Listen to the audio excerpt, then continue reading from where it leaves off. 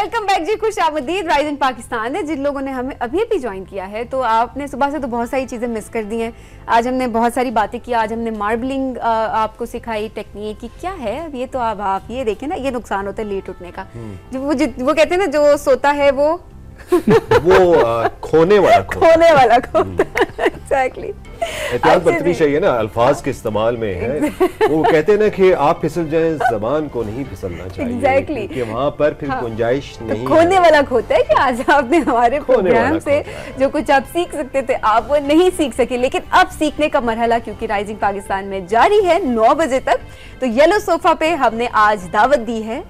जनाब दावत दी है हमारे साथ, मोटिवेशन की भी बात करते हैं, इंस्पिरेशन की बात करते हैं। तो इंस्पिरेशनल स्पीकर हैं जनाब शेख मोहम्मद अली साहब, हम आपको खुश आमदीद कहते हैं। अस्सलाम वालेकुम। वालेकुम अस्सलाम। और उनके साथ तशरीफ व्यक्ति हैं मैडम सबीन अली, मिसेस सबीन अली, जो दोनों कपल हैं माशाअल्लाह।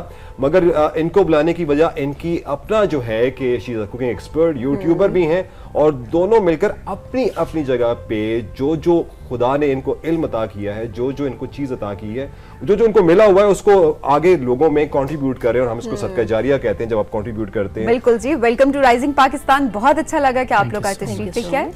अच्छा, सबसे पहले क्या इंस्पिरेशनल स्पीकर, तो आपने इंस्पिरेशन अपनी मिसेस को दी सबसे पहले कि जनाब वो अपने यूट्यूब चैनल स्टार्ट कर दें। कैसे स्टार्ट हुई जर्नी? उल्टी तो हो सकता है, कैसे इंस्पिरेशन आई? हाँ, ऐसे ये बात भी है। She was already inspired. So yes, she has been trying different things over the years. तो खुद ही अपना तारुफ कराएंगे, बताएंगे। But what I know is के खाना बनाना,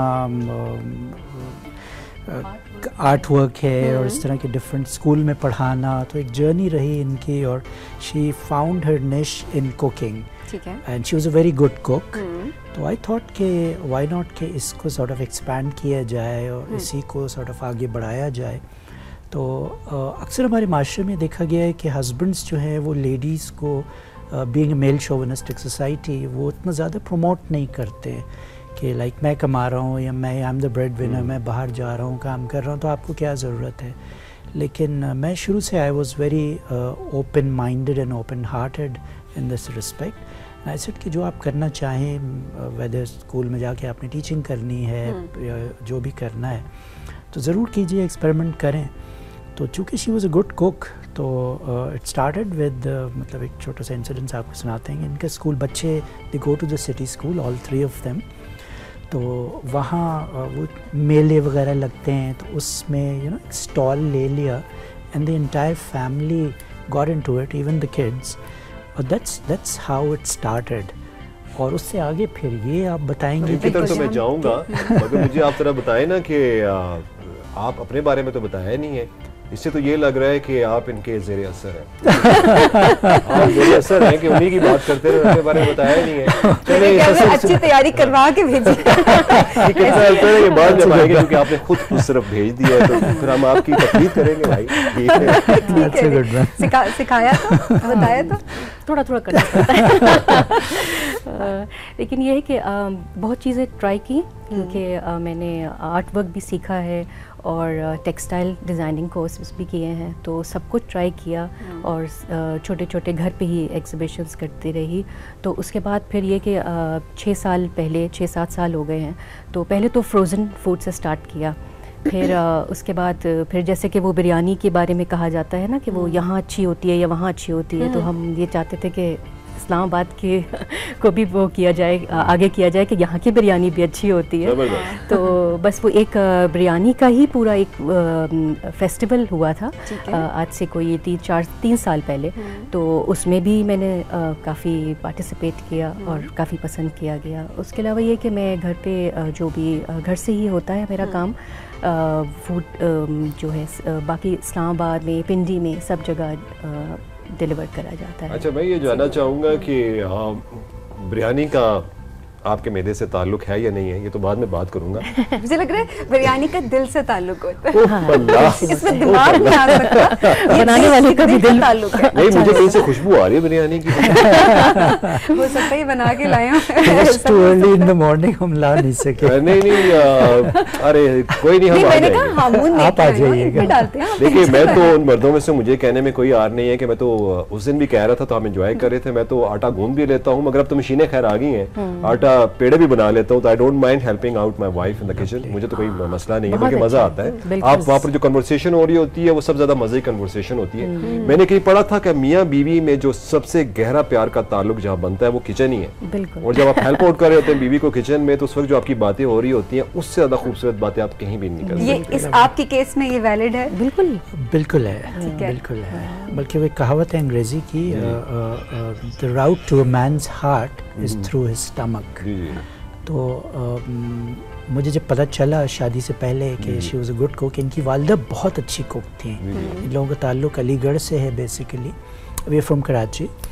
सो जब मुझे ये पता चला तो मैंने कहा बस मुझे वालिदा लेके जाती हैं इस घर में, हम लड़की दिखा रहे हैं, वो ट्रे लेके आ रही है, एक टिपिकल सिनेरियो होता है।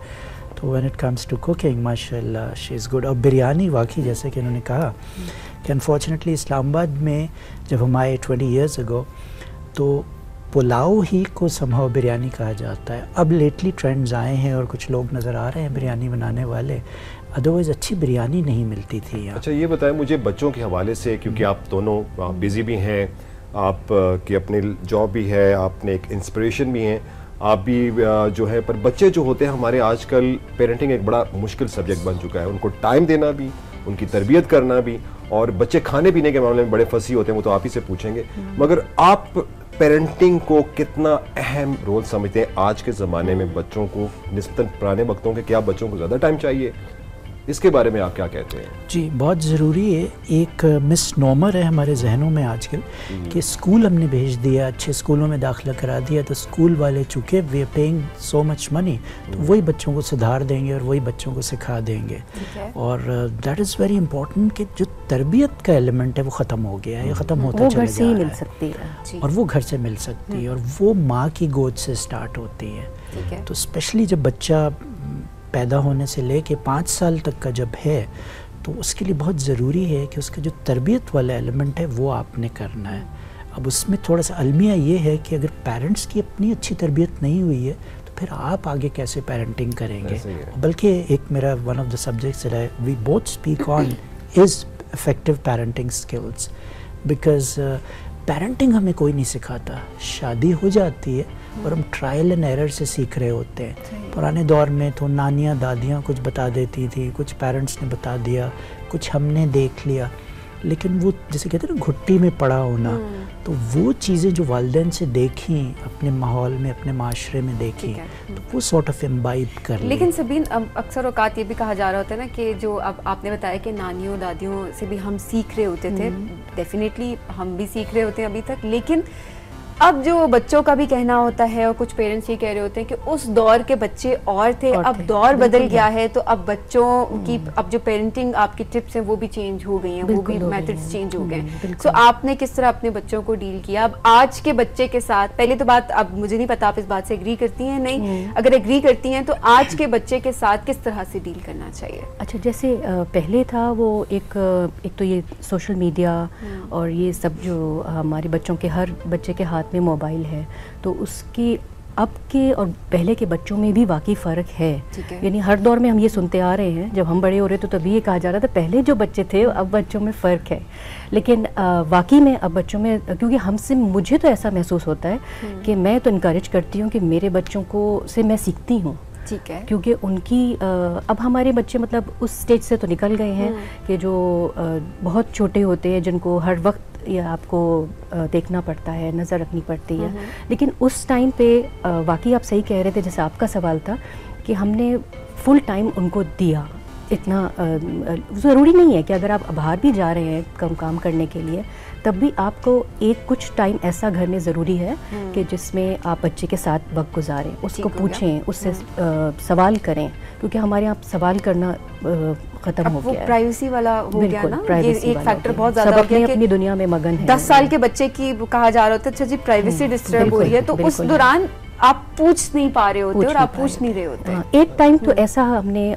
अभी भी रखा है, बच्चे अब बड़े हो गए हैं उसके बावजूद भी, कि एक टाइम हम सब साथ बैठें तो वो हम डिस्कस करते हैं कि आज यहाँ आपने क्या किया, आपने, तो उस तरह से उससे बच्चे के जो है वो ज़्यादा बजाय इसके कि वो किसी और से जाके अपनी प्रॉब्लम्स को शेयर करे, तो वो हमसे शेयर करता है, हमें बताता है कि ये सब कुछ आज हुआ है, या जो भी कुछ व्हाटएवर उसकी प्रॉब्लम है वो माँ बाप से शेयर नहीं करेगा तो वो फिर कहीं और कोई और ढूंढेगा उस सो माँ बाप को बच्चों के साथ फ्रेंड्स बनना पड़ता है।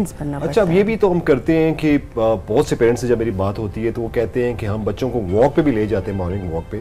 जब आप वॉक पे जाते हैं तो उस वक्त एक ऐसा टाइम होता है कि जैसे जो सुबह जल्दी उठते हैं कि आप आपस में बात भी करते हैं, और बहुत सारी जो उलझनें होती हैं वो सॉर्ट आउट आप कर लेते हैं जब आपस में करते हैं। फिर एक और अभी अब हुआ है कि मैंने देखा है कि इसी पे मैं गया हूँ एक स्पोर्ट्स शॉप पे, तो उसने कहा कि मेरी बहुत ज़्यादा लूडो और कैरम बोर्ड्स बड़े बिके हैं। तो मैं उससे पूछ रहा था यार ये कैसे हुआ है? कहता है कि आप लोगों में एहसास होने लग पड़ा, ईद है, 3-4 दिन बच्चे घर पे हैं, तो सोशल मीडिया से हटाने के लिए हम आपस में गेम्स खेलेंगे। इसके बारे में आप क्या कहते हैं कि हम बच्चों को कैसे अपने साथ इन्वॉल्व कर सकते हैं? हाँ, बच्चों को इंगेज करना बहुत ज़रूरी है।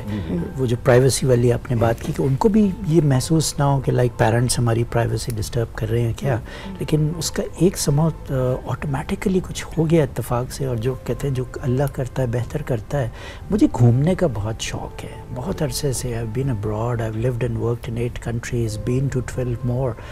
तो यहाँ भी मैंने ये देखा कि जब मैं जॉब भी करता था फॉर एग्जांपल, तो फ्राइडे के रोज़ मैं यूनिवर्सिटीज़ में जाता था। I was working for the higher education commission, तो I would made friends with the directors there, with the vice chancellor and everything, और अपनी प्रेजेंटेशंस वगैरह वहाँ रख ली, and I would tag my family along, all the kids, drive my own car, so go there, do my work, have lunch, and then take them to places to see. तो वो अपना भी शौक पूरा हो रहा था, उसमें क्वालिटी टाइम मिल रहा था बच्चों के साथ। यहाँ से आपको हार्ड ड्राइव करके जा रहे हैं, ठीक हो गया, वेरेवर आप जा रहे हैं, तो वो बात करने का टाइम मिल रहा है। जो इन्वायरमेंट है, जो कुछ आपके साथ मेरे साथ हो रहा है, टायर पंचर हो गया, यू नो, या कोई भीख मांगने वाला आया, उससे कैसे बात करनी, उसको कैसे ट्रीट करना है।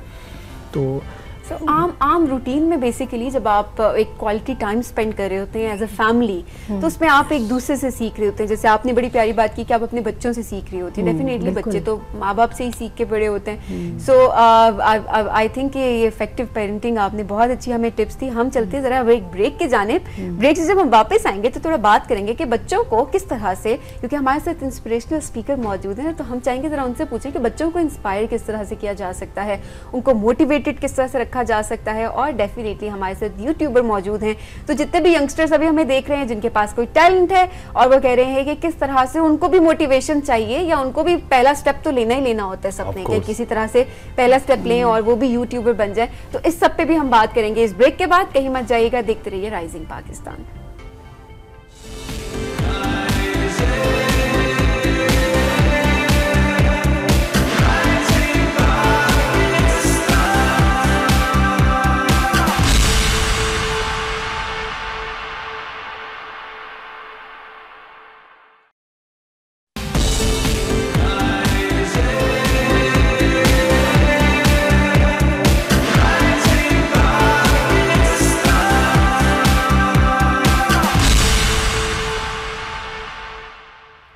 वेलकम बैक राइजिंग पाकिस्तान में। जी हमारे साथ मौजूद हैं शेख मोहम्मद अली साहब, इंस्पिरेशनल स्पीकर हैं, और उनके साथ मिसेस सबीन अली भी मौजूद हैं। हम उन दोनों से जो बात कर रहे थे ब्रेक पे जाने से पहले, जो एक अहम सवाल जिससे मैं चाहूँगा कि ओपनिंग करके फिर मैं शेख मोहम्मद अली साहब के साथ जाऊँ, कि हमारे साथ जो आजकल एक बड़ा मसला आता है जो मेरे लिए बड़ा तकलीफ दे होता है, जब हम सुनते हैं या पढ़ते हैं कि आजकल के कम उम्र बच्चे भी डिप्रेशन और एंजाइटी का शिकार हो जाते हैं। हमने बच्चों को एक प्रोडक्ट समझ लिया हुआ है जो हम कुछ खुद नहीं कर सके, हम चाहते हमारे वो बच्चे करें, और हमने उनके ऊपर बहुत ज़्यादा प्रेशर डाले होते हैं। बच्चों की अपने एम्बिशंस होते हैं, मगर उसके ऊपर हम अपने एम्बिशंस जो अपने गोल्स के ऊपर नाफिज कर रहे होते हैं। ये किस हद तक दुरुस्त है, किस हद तक इसमें हम देखते हैं कि हमारा प्रेशर जायज़ है, ये बात तो हम पूछेंगे शेख मोहम्मद अली साहब से। जी सर, आप इसके बारे में क्या कहेंगे? अच्छा देखिए, अल्लाह ताला ने हर इंसान को मुनफरिद पैदा किया है और ये चीज़ हमें समझने की ज़रूरत है कि अगर लेट्स से मेरे 3 बच्चे हैं तो उन तीनों की डिफरेंट एबिलिटीज़ हैं हर चीज़ में, चाहे वो तालीम में क्यों ना हो, तो कंपेयर नहीं करना चाहिए। हम जनरली हमारी ये आदत हो गई है कि हम जजमेंटल हो गए हैं, हम बहुत कंपेयर कर रहे होते हैं, अपने आप को दूसरों से कर रहे होते हैं, चलिए उसके पास ये गाड़ी है तो मेरे पास क्यों नहीं वगैरह। तो बच्चों में भी जनरली हम इस तरह की तफरीक कर रहे होते हैं कि अगर पहला बच्चा है हमारा और वो बहुत पढ़ाई में अच्छा है तो दूसरे और तीसरे को भी वो कर रहे होते हैं कि जी भाई चूँकि बहुत अच्छा है पढ़ाई में लिहाजा आपने वही ग्रेड्स लाने और A* लाना and so on and so fourth. ये करने की ज़रूरत नहीं है, इससे हमें निकलना पड़ेगा। हमें समझने की ज़रूरत है उस बच्चे की साइकी क्या है, उसको क्या पसंद है। अच्छा समहाउ ये खुशकिस्मती है मेरी शायद कि मेरे वालिदैन ने मुझे कभी पुश नहीं किया कि आपने क्या करना है। Generally when I was growing up at my age तो एक ये था कि जी बेटा है तो वो इंजीनियर बनेगा, बेटी है तो वो डॉक्टर बनेगी।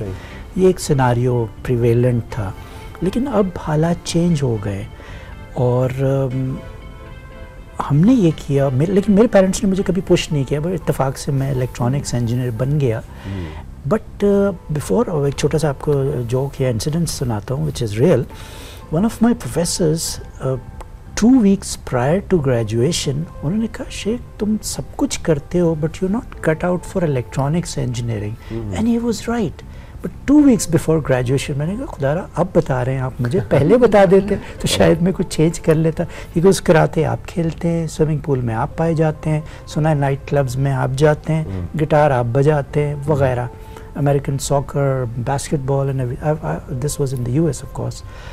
तो बट इलेक्ट्रॉनिक्स इंजीनियर तो बड़े कूल कैलकुलेटर टाइप के इंजीनियरिंग मिजाज के, वो चश्मा तो खैर मैं पहनता ही हूँ वगैरह और वर्क बुक्स में घुसा हुआ होना, तो you don't look like that and he was right.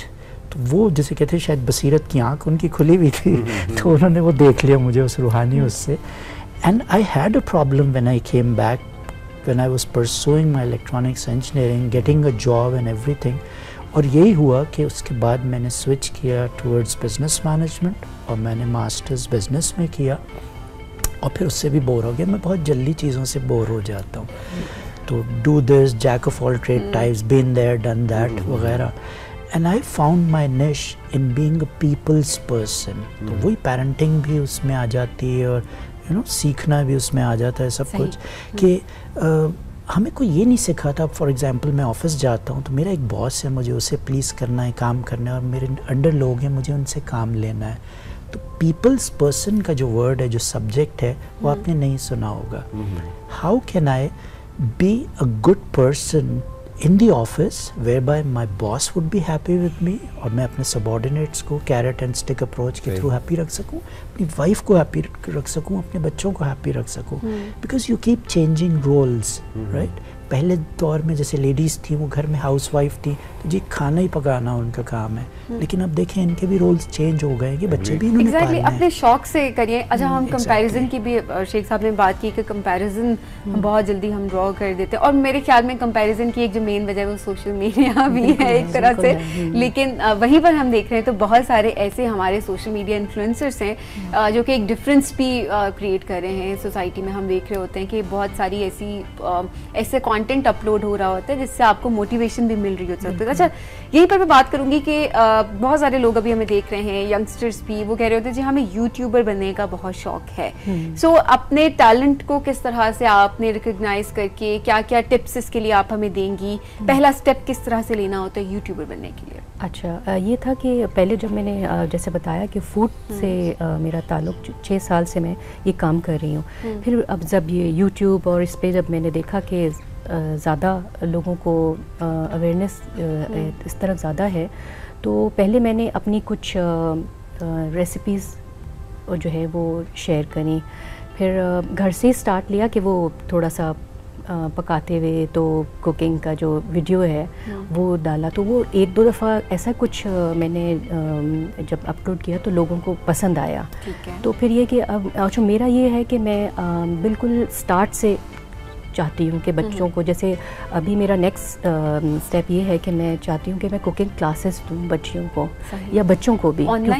Online भी और फिजिकली भी, क्योंकि देखें अभी ये होता है कि हम लोग जब जो भी रेसिपीज़ या जो भी इस तरह की वीडियोस देखते हैं उसमें वो इतने ज़्यादा डिफ़िकल्ट चीज़ें, उसमें कोई 16-17 तरह की चीज़ें डाल देते हैं। तो मैं चाहती हूँ कि बच्चों को स्टार्ट जो बिल्कुल जैसे जो बेसिक फूड है वो सिखाया जाए। ठीक हो गया। और वो उसमें ज़रूरी नहीं है कि वो सिर्फ बच्चियों के लिए ही है या फीमेल्स या मेल्स के लिए भी है, क्योंकि अब जैसे हमारा बेटा एक बाहर जरा है। वैसे एक मिनट जरा, सॉरी टू कट यू, सच बताएं शेख साहब कितने खाने के शौकीन है, किचन में हेल्प करते हैं कि नहीं? हाँ करते हैं, बिल्कुल करते हैं। मोटिवेट करते हैं। हाँ, कभी मेड नहीं आती है या कुछ मुझे हेल्पर नहीं होते तो करते मेरे साथ। अच्छा, मतलब एक्चुअली आपको सब्जियां काट के? हाँ, और मैं अपने बच्चों को भी करती हूँ, ये नहीं कि अगर मैं बेटी को कह रही हूँ तो मेरे बेटों को नहीं, और उससे फायदा ही हुआ है। ठीक है।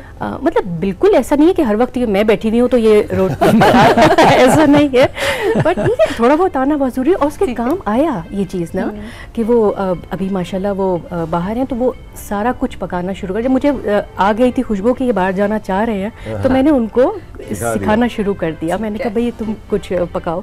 तो मैं ये चाहती हूँ कि बच्चियों को मतलब बेसिक से सिखाया जाए। अब उनको इतनी मुश्किल चीज़ें बता देते हैं कि ये डालो वो डालो, तो वो तो देख के ही भाग जाते हैं। इंटरेस्ट डेवलप करना जरूरी है ना, कि लेट्स सपोज आप किसी दूसरे मुल्क चले गए या कोई ऐसी सिचुएशन, घर में तो चले अम्मा अब इतना पैम्पर करके रखते हैं बहुत सारे बच्चों को, कुछ को शौक भी होता है कि वो किचन में साथ साथ रखते हैं कि एक्टिविटीज चलती रहे घर के अंदर। तो वहाँ पर अक्सर सुन रहे होते हैं कि लड़के हो लड़कियों ने मसला हो रहा था, खुद पकाना पड़ रहा है, काम करना पड़ रहा है, वो इंटरेस्ट डेवलप नहीं। बाहर भी कितना खाएंगे, अब बाहर का खाना भी कितना खा अच्छा, ये बाहर के खाने से तो हम जा रहे हैं, मगर मैं जो एक सवाल करना चाह रहा था, बच्चे बड़े फंसी हैं आजकल के। जो पेरेंट्स का सबसे बड़ा इशू है वो जो हमारे छोटे बच्चे होते हैं खानों के मामले में वो बड़े फंसी हैं। काइंडली उस पर हमें हेल्प आउट करेंगे, उन बच्चों को हम कैसे खुराक की तरफ हम आदा करें और ये नूडल्स और इन चीज़ों से बाहर निकले और घर की पकी हुई खुराक। हाँ, नूडल्स वगैरह से तो वैसे वाकई में वंस इन अ वाइल खा लें तो ठीक है, ये खाने में क्या हर्ज है, थोड़ा बहुत तो खाया जा सकता है। और मैं तो ये बल्कि अक्सर कहते भी हैं कि इस तरह से क्यों तुमने बच्चों को इतना ज़्यादा, मतलब मेरे तीनों बच्चों के वो जो कह रहे हैं ना कि